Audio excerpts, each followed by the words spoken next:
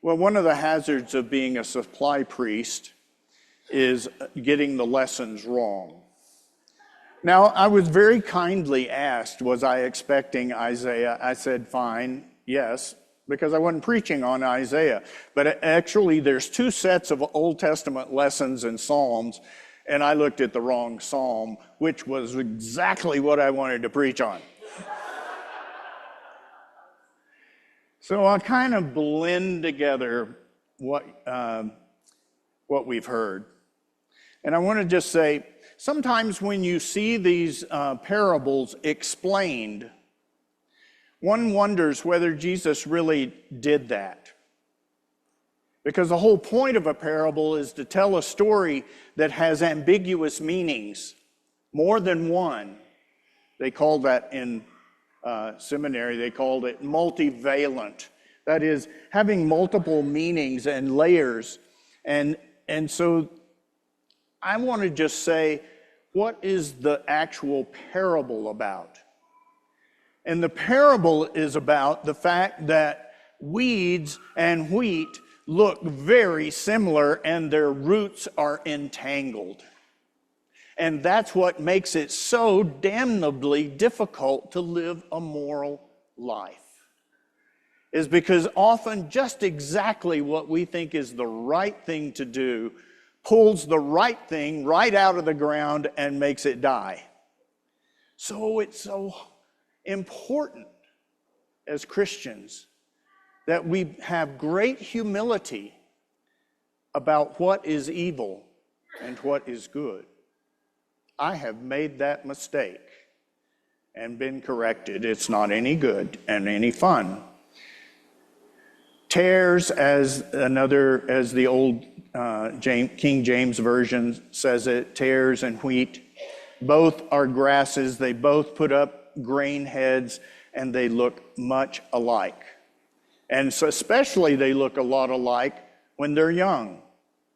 You ever go in your flower bed and you start to weed and you go, wait a minute, is this something I planted or is this something I don't want here? And you go, I'm just going to wait until I can tell for sure.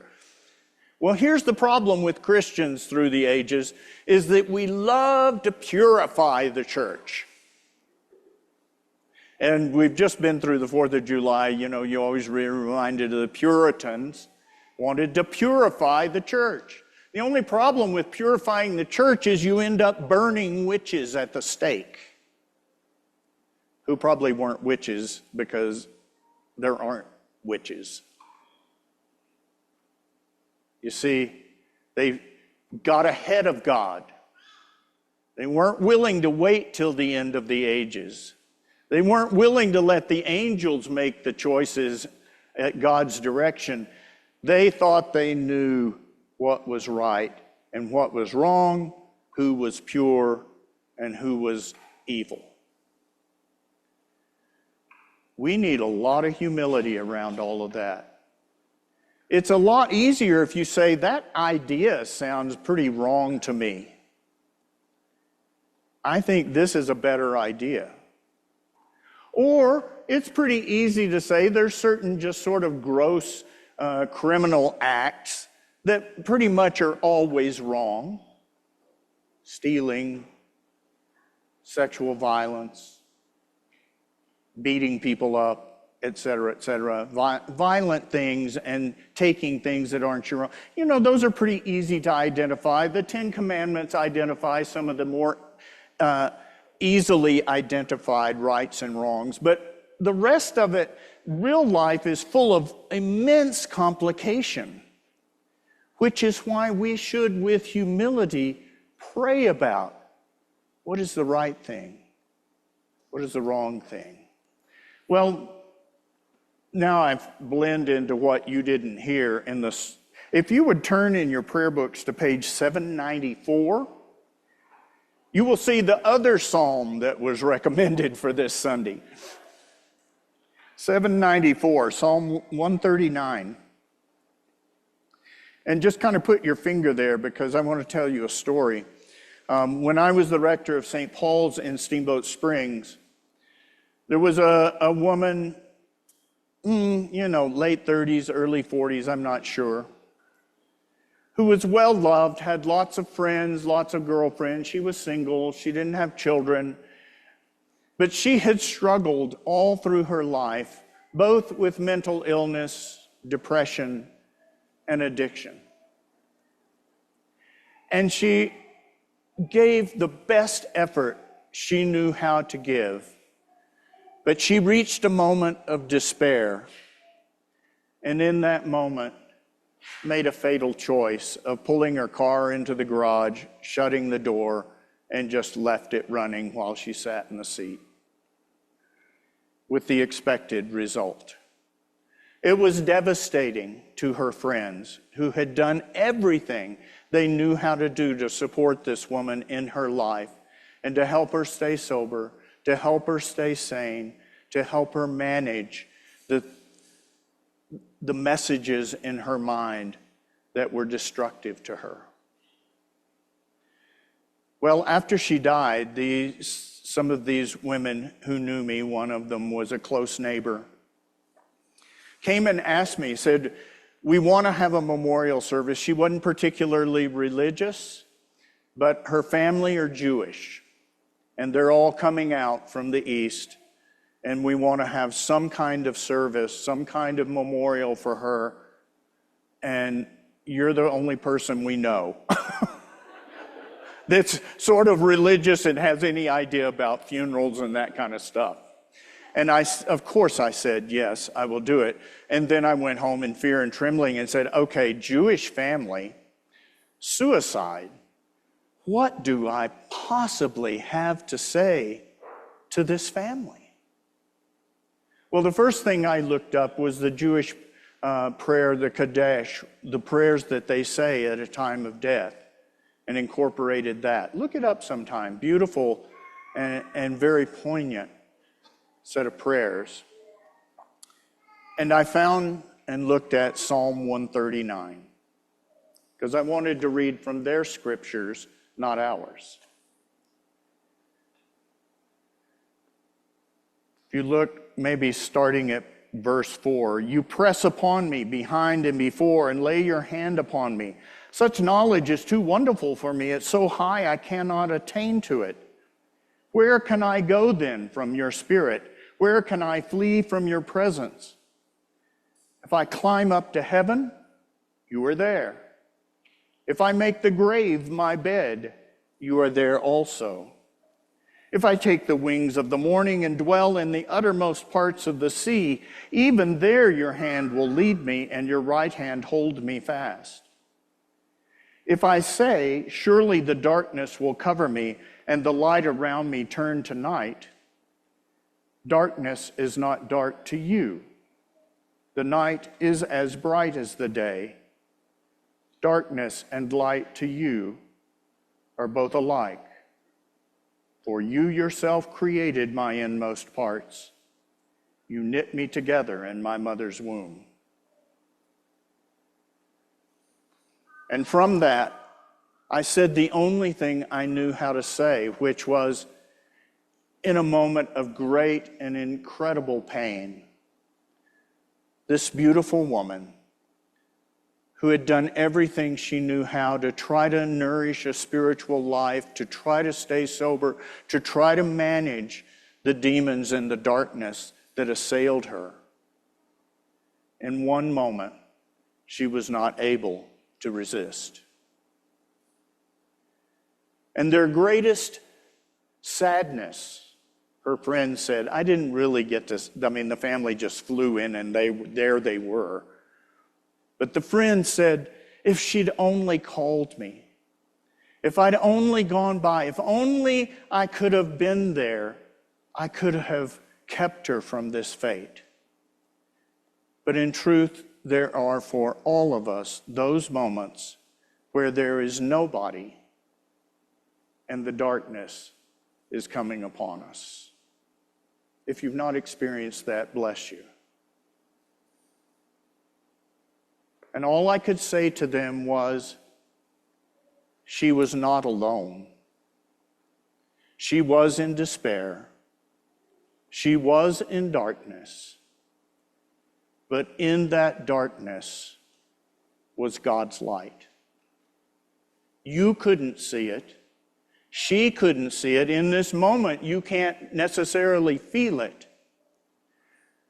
But this scripture says, surely if the darkness will cover me and the light around me turn to night, darkness is not dark to you. The night is as bright as the day. The darkness and the light to you are both alike. The evil ones and the children of God are both alike to God. One is the child over which God despairs because they will not see the light.